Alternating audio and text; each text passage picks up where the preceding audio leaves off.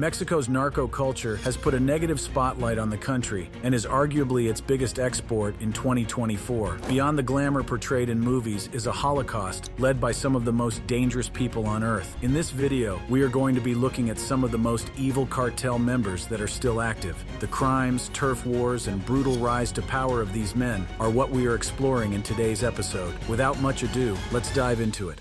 Ishmael El Mayo Zambada.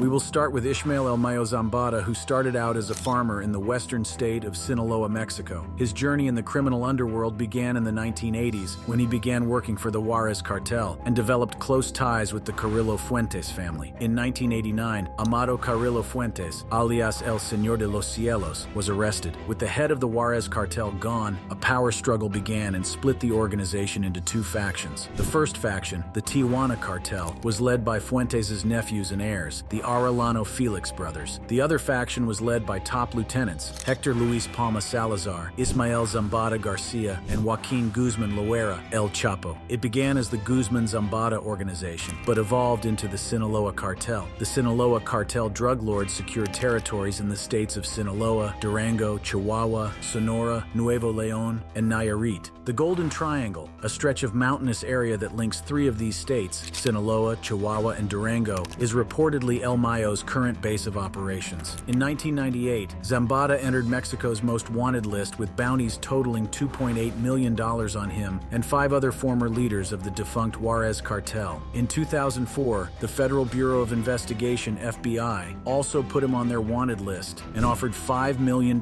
for information leading to his capture. 2006 marked the beginning of President Felipe Calderón's offensive against Mexico's drug trafficking networks, and Tijuana Cartel, being the largest of them, received the brunt of the blows and slowly broke apart. Seizing the opportunity, the Sinaloa Cartel, headed by Zambada and El Chapo, began to encroach on the cartel's territories, which led to a full-blown war. The Tijuana Cartel would slowly lose its strongholds, and the Sinaloa Cartel would emerge as Mexico's criminal powerhouse. After El Chapo's arrest in 2016, Ismael El Mayo Zambada became Sinaloa's top boss, but not without clashing with rivals within the cartel. In February 2017, El Mayo and El Chapo's sons, Los Chapitos, narrowly survived an ambush masterminded by another Sinaloa leader, Damaso Licenciado Lopez Nunez. However, Licenciado was arrested in May 2017, and his son, El Mini Leak, handed himself to the authorities 2 months later. Los Chapitos have also been snapping at El Mayo's neck for control of what they believe to be their father's empire. The ongoing feud has left several dead, but neither El Mayo nor the Chapitos have been able to gain dominance in the conflict and over the cartel. In contrast to Chapitos' flashy lifestyle, El Mayo keeps a low profile and is known for his focus on the business side of the cartel rather than violence. He is one of the few old guard cartel bosses that have never been arrested, and it is believed that in 2011 he did plastic surgery to disguise himself as he moved through Mexico. El Mayo controls much of the heroin, marijuana, methamphetamine, and fentanyl production in Mexico, and his networks are also knee-deep in cocaine trafficking in South America. In 2020, a DEA agent reported that he suffered from diabetes, and it is believed his son Ismael Zambada Siqueiros, alias El Mayito Flaco, could be his heir, as El Mayito is the only one of his sons who has not been arrested. What a character. If you think that was shocking, the next will shock you even more.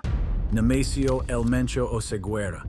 Nemesio El Mencho Oseguera Cervantes is Mexico's most bloodthirsty cartel boss and El Mayo's most powerful enemy. His propensity for senseless violence has made his name synonymous with terror in Mexico, and his cartel, the Jalisco New Generation Cartel, CJNG, has been compared to the Islamic State, ISIS. El Mencho grew up in poverty. His parents were avocado farmers, and at 14, he dropped out of school and worked as a guard in marijuana plantations for the Valencia family, leaders of the Milenio Cartel. He immigrated illegally to the United States in the 1980s and was deported in 1989 for selling drugs. He returned to the U.S. and resumed his criminal activities until 1992, when he was arrested along with his brother Abraham for selling drugs to undercover police officers. El Mencho was sentenced to 5 years, but was released after 3 years and deported to Mexico. Ironically, he became a police officer in Cabo Corrientes and Tomatlan in the state of Jalisco, but his career in law enforcement was a brief one. El Mencho left the police force and joined the Milenio Cartel. He initially worked as a sicario in an assassin squad that protected Armando Valencia El Maradona Cornelio. He went on to join a Milenio cartel bloc allied with Sinaloa cartel capo Ignacio Coronel Villarreal, alias Nacho Coronel. The group moved drugs, managed finances, and acted as enforcers for the Sinaloa cartel in the states of Jalisco and Colima. In 2009, Milenio cartel leader Oscar El Lobo Nava Valencia was captured, and Nacho Coronel was killed by security forces the following year. With his superiors gone, El Mencho became enmeshed in the power struggle that followed. The Milenio cartel had split into two factions, Los Torcidos and La Resistencia. These two divisions fought for control over drug trafficking in Jalisco, with El Mencho, backed by his in-laws, the Valencias, winning the war. His faction, Los Torcidos, evolved into the present-day CJNG with El Mencho as its leader. The CJNG's brutal and fast-paced rise to power has been marked by a growing list of enemies that began with Los Zetas and Knight Templars, and now includes the Sinaloa Cartel, Northeast Cartel, CDN, the Old School Zetas, United Cartels, and the Santa Rosa de Lima Cartel. Infighting in the CJNG led to the creation of the Nueva Plaza, but the group has fizzled out following the death of its founder, El Cholo, at the hands of El Mencho. In a manner uncharacteristic to Mexican cartels, the CJNG have brazenly extended the violence to security forces and government officials. From the 2015 San Sebastián del Oeste's ambush that left all 15 police officers dead, to shooting down a military helicopter in Jalisco, to an assassination attempt in broad daylight on Mexico's police chief, the CJNG has become a force to reckon with. Despite his infamy, little is known about El Mencho. Unlike El Chapo and other predecessors, El Mencho lives an austere lifestyle and shuns the luxuries that El Chapo was known for. With the exception of old photos and mugshots, few people know what El Mencho looks like. He is a mysterious figure who is known for his savagery and brutality, but cannot be recognized on the street. The CJNG has an established presence in 28 Mexican states, with Jalisco and Colima being its main base. The cartel is a major player in the methamphetamine trade and uses Pacific routes to move drugs. It imports cocaine from Colombia and fentanyl from China through the port of Manzanillo in Colima. On the 15th of August 2018, Mexico's Office of the General Prosecutor, PGR, announced a MXN $30 million bounty on El Mencho. 2 months later, the United States increased its bounty on El Mencho to $10 million. In 2020, it was reported that El Mencho suffered from kidney disease and had built a hospital in the village of El Alcihuatl to help treat it. In 2022, he was rumored to be dead, although even the authorities disputed this. Whether the rumors are true or not, El Mencho remains one of the deadliest kingpins to ever emerge on the Mexican cartel scene. However, before there was, El Mencho was the one nicknamed the Blue One,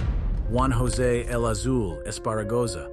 Juan José Esparragoza Moreno was nicknamed El Azul, or the Blue One, for a funny reason. He was so dark his skin appeared to be blue. He became one of Mexico's most wanted for one gut-wrenching reason: the gruesome torture and death of DEA agent Enrique Kiki Camarena. Esparragoza first got into the world of crime in the 1970s as a member of the Dirección Federal de Seguridad, DFS, Mexican secret police. However, after the Mexican government began Operation Condor to end drug trafficking in the country, Esparragoza and other drug kingpins in Sinaloa converged at Guadalajara and formed the Guadalajara Cartel. The Guadalajara Cartel amassed great influence in the 1980s, supplying drugs for Colombian drug lords into the U.S. Their growing power caused the United States to send in DEA Special Agent Enrique Kiki Camarena to infiltrate the cartel. Camarena would direct Mexican authorities to a 220 acres marijuana plantation. The destruction of the plantation cost the cartel $8 billion, and the cartel leaders swore to retaliate by finding those responsible for directing the authorities to the plantation. On the 7th of February 1985, Camarena and his pilot, Alfredo Zavala, were kidnapped. The DEA agent was taken to a home in Guadalajara, where he was tortured to gain information regarding his knowledge of law enforcement operations directed against the Guadalajara cartel, as well as any information that the DEA may have on Mexican politicians involved in drug trafficking. He was tortured for over 30 hours, and the kidnappers brought in a doctor to administer drugs to the agent to keep him conscious throughout the whole session. His skull, jaw, nose, cheekbones, windpipe, and ribs were broken. On March 5, 1985, Camarena and Zavala's corpses were discovered in a roadside ditch. In the aftermath of Camarena's torture and death, the leaders of the Guadalajara cartel were rounded up and thrown in jail or killed. Esparragoza was sentenced to 7 years and was released after serving his time. He joined the Juarez cartel, which was one of the splinter groups that emerged from the Guadalajara cartel. He rose to the the second-in-command position within the cartel and was in charge of negotiations and brokering alliances for the cartel. In 1997, Armando Carrillo Fuentes, the leader of the Juarez cartel, died from complications with his facial surgery. The resulting power struggle led to the formation of the Sinaloa cartel we talked about earlier, which gave El Mayo the platform to rise to power. Esparragoza would also split from the cartel. Rumors surfaced in 2014 that the drug lord died on June 7th. He reportedly had a car accident 15 days earlier and suffered a heart attack when he tried to get up from the bed he was confined to.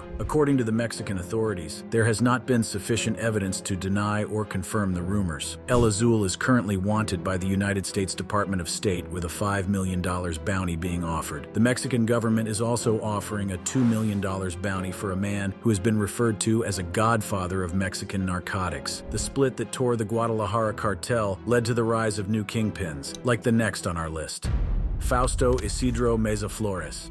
Although Fausto Isidro Meza Flores might not be as infamous as the first three drug lords on our list, his name is not one most people like to hear, especially if you work for the Sinaloa cartel. Meza Flores was born June 19, 1982, in Sonora, Mexico. Not much is known about his early life, but he took his baby steps in the criminal underworld under the tutelage of Amado Carrillo Fuentes, leader of the Juarez cartel. After Carrillo Fuentes died on the surgery table in 1997, Meza Flores left the cartel during the same split that birthed the Tijuana and Sinaloa cartels. Flores, however, joined neither and instead became a hitman for the Beltran-Leyva cartel run by the Beltran-Leyva brothers. His reputation as a sicario for the cartel was well known and earned him a dreadful reputation. He was considered skilled and cunning by his contemporaries. In December 2009, the leader of the so-called Beltran-Leyva transnational criminal organization, Arturo Beltran-Leyva, was gunned down by the Mexican military. His death spelled trouble for the cartel, and soon after, the cartel split into splinter groups. Many within the cartel deserted and left to form an independent criminal organization with Edgar Valdez Villarreal, known as La Barbie. Meza Flores, however, remained loyal to the Beltran-Leyva brothers. He proved to be a valuable ally and may have forged an alliance with another member of the Fuentes clan, Vicente Carrillo Fuentes. Meza Flores still holds a high-ranking position in the cartel and was the right-hand man of Hector Beltran-Leyva, the leader of the Beltran-Leyva cartel, before his death. He plays a role in the operational side of the cartel, and his gang, Los Mazatlacos, is affiliated with the cartel. Los Mazatlacos is based in the region of Guasave, Los Mochis, Mazatlan in Sinaloa, and Nayarit. Since 2000, the gang has smuggled large quantities of methamphetamine, heroin, marijuana, and cocaine into the United States. In addition, Meza Flores is one of the principal leaders of the Beltran-Leyva cartel in the city of Mazatlan and in the mountainous areas of Sinaloa State. Mazatlan, Guamuchil, Los Mochis, Chua, and Los Cabos are his areas of operations. On April 28, 2010, Meza Flores and his men clashed with Mexican law enforcement in the mountains of Chua, Sinaloa. Flores was almost captured in the bloody battle that left 2 soldiers dead and 12 of his gunmen killed. His right-hand man, Omar Alfonso El Chonte Rubio, was also gunned down. Los Mazatlacos is one of the Sinaloa cartel's biggest rivals, and the fight between the two drug trafficking groups has generated a wave of kidnappings and executions in Sinaloa. On July 1, 2010, months after his near capture in Sinaloa, Meza Flores and a drug trafficker called El Guilo ambushed members of the Sinaloa cartel, and a fierce gunfight broke out. The Sinaloa cartel, with the backing of Gente Nueva, and the Beltran-Leyva cartel, supported by Los Zetas and Los Mazatlacos, clashed in Tubutama, Sonora, just a few miles across the international border with the U.S. state of Arizona. The area is a notorious route for smuggling narcotics and human trafficking. The gunfight left 30 dead, and 11 bullet-ridden vehicles were found at the scene. In 2013, the United States designated Meza Flores a kingpin and froze his account. He is currently wanted in the U.S. on drug trafficking charges, and the FBI has set a $5 million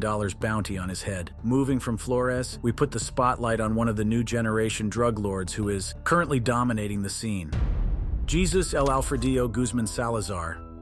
In 2016, after Joaquin El Chapo Guzman was arrested and fighting extradition to the United States, his son Jesus El Alfredillo Guzman Salazar was put at the reins of leadership in his father's Sinaloa cartel. But according to sources, he would take the position seriously and resorted to partying. His behavior would eventually bring within a hairbreadth of losing his life. On the 15th of August, 2016, El Alfredillo, his brother Ivan Archivaldo, and his friends went to the exclusive La Leche in Puerto Vallarta to celebrate celebrate his birthday. They were well into it when armed gunmen arrived and hauled the Kingpin's sons and their friends into trucks. It was a devastating blow to the Sinaloa cartel, and the CJNG later claimed responsibility for the abduction. In 2016, the CJNG was still an upstart group, and the abduction was a bold message to the Sinaloa cartel that they were ready to take power from them. A week later, Jesus and his brother Ivan were released, and it seems El Alfredillo had learned his lesson. El Alfredillo is the son of El Chapo's first wife, Maria Alejandrina Salazar Hernandez, and was born in 1989 in Zapopan, Jalisco. He is one of the 4 sons of El Chapo that were groomed to take over the cartel. The 4 sons are called Los Chapitos, and Jesus is the highest ranking in the cartel. In recent times, not only has he never allowed a repeat of the 2015 incident, he has grown into a strong adversary of the authorities. El Alfredillo is considered one of the most significant players in the drug trade today and has become dangerous enough to be included in the DEA list of most wanted fugitives. According to the DEA, he is charged with conspiracy to possess with intent to distribute controlled substances. He has been on the list since 2018 and is accused of coordinating shipments of cocaine, marijuana, and heroin to the U.S. for the Sinaloa cartel between 2004 and 2005, for which he has an arrest warrant issued by a judge in that country in 2009. The agency is offering a $10 million reward for anyone with information leading to his arrest. But he is not the only Guzman brother that is wanted by the authorities. The next on our list are just like him: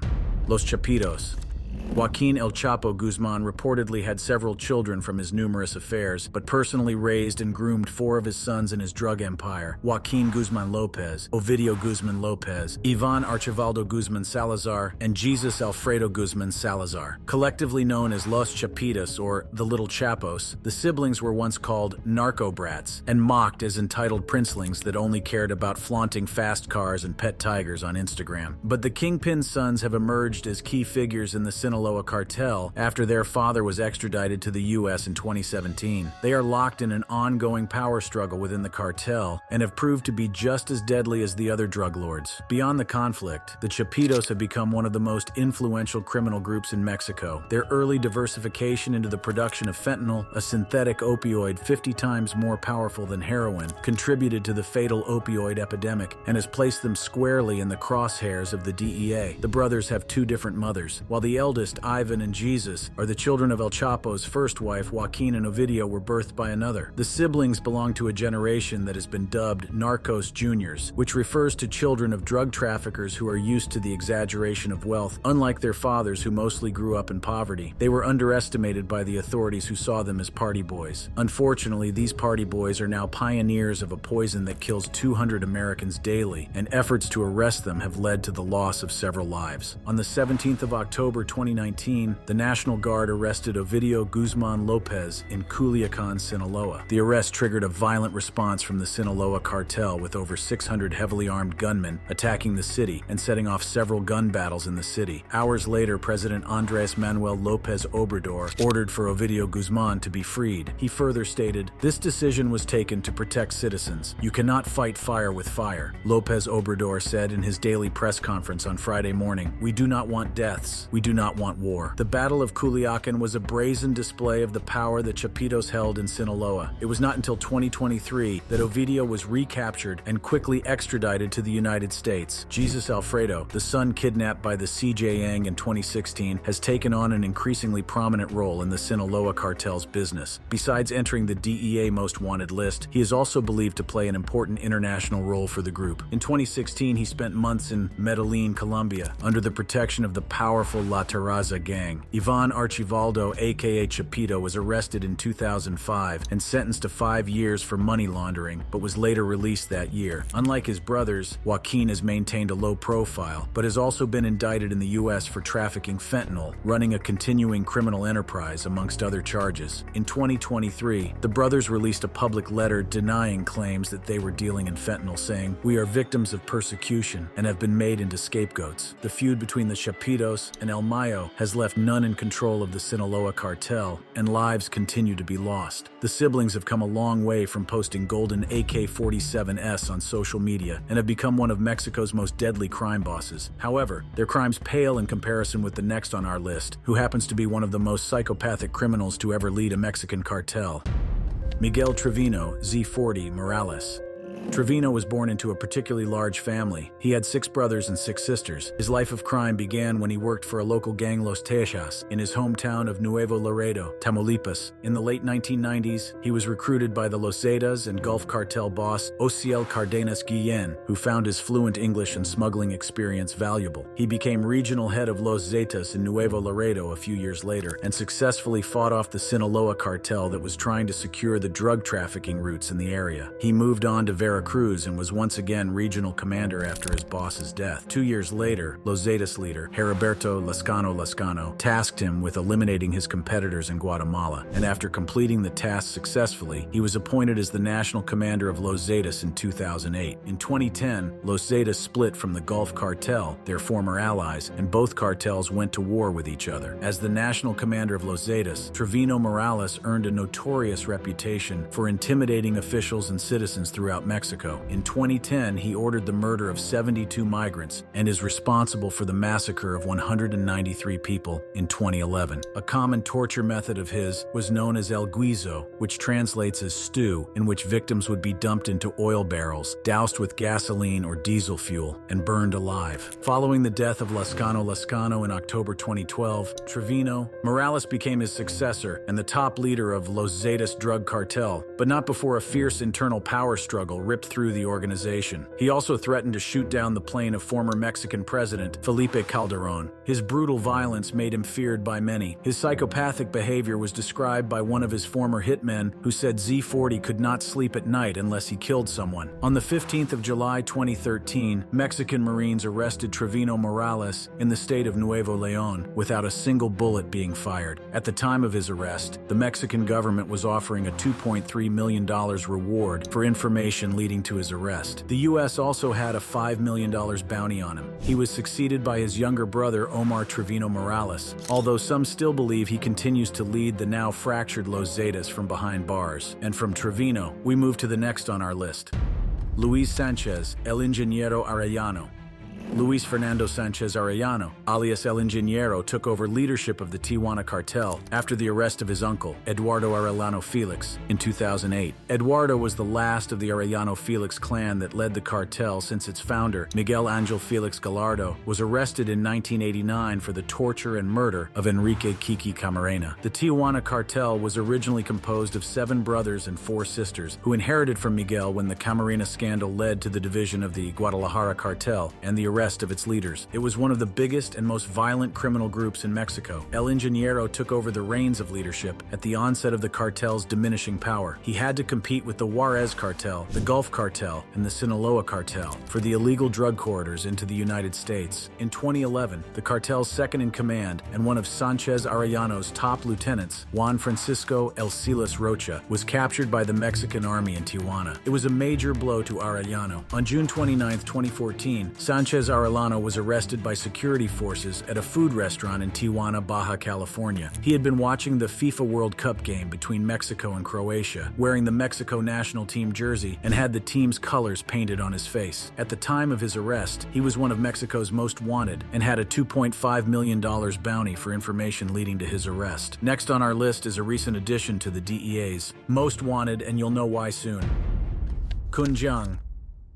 In 2023, the DEA updated its list of most wanted fugitives, and appearing alongside El Mayo, El Mencho, and El Alfredillo is Chinese smuggler Kun Jiang. Kun Jiang, although not a member of the Mexican cartels, has done as much damage as any cartel member. He works for China-based Suzhou Xiaoli Pharmatech company that manufactures fentanyl precursor chemicals. Jiang then supplies the chemicals to Mexican drug lords like Los Chapitas. Fentanyl is a valuable trade mostly because of the low cost of producing it. An $800 worth of precursor chemicals can be used to produce fentanyl worth $60,000. Unfortunately, as long as the U.S. market remains open, people like Kun Jiang would profit immensely. In 2021, approximately 25 kilograms of fentanyl precursor chemicals were purchased from Kun Jiang and Suzhou Xiaoli on behalf of the Sinaloa cartel in Culiacan. The chemicals were flown into Mexico from China in September 2021 and were seized at the Guadalajara Airport. 2 years later, on April 4, 2023, 2023, a New York grand jury indicted Kun Jiang and others for fentanyl importation conspiracy, fentanyl trafficking conspiracy, and money laundering conspiracy. The indictment was followed by the addition of Kun Jiang to America's most wanted list. The arrest of Jiang is going to be a tedious one, as the United States does not have an extradition treaty with China. Nonetheless, the United States Department of Defense is offering a $10 million reward for information leading to the arrest and/or conviction of Kun Jiang. But as Kun Jiang was chased across the Pacific, another deadly cartel member rose to fame: